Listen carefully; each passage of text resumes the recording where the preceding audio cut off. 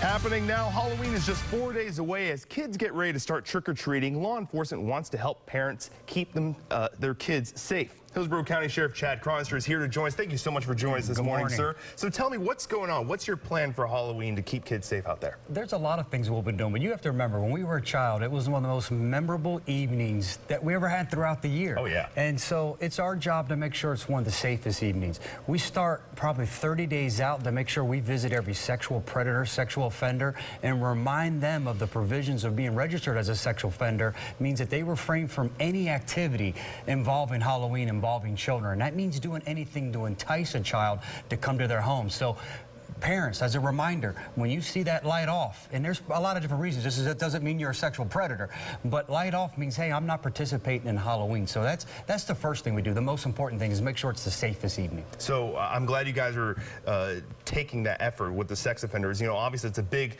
concern for parents out there. What do they need to know with that? They just need to know if they see someone that the light's off, it means I'm not participating. But I think more importantly, also as well as, I didn't know this until recently, one of the busiest nights in the emergency room is Halloween.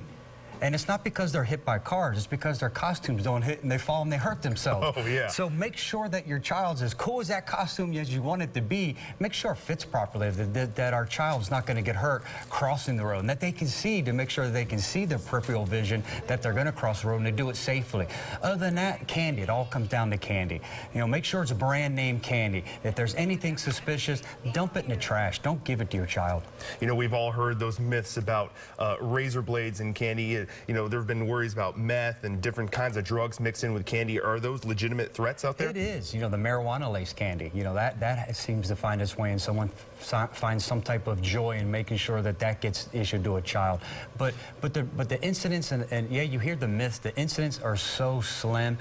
You know, if it's 1 out of 10 million kids, it's slim. One is one too many, but I don't want that to deter everyone from going out and having a fun evening. You'll see us out there in full force. We will certainly have an enhanced presence out there, making sure that, yeah, the sexual predators stay away, but that kids are crossing the street safely. They'll see us out of the cars.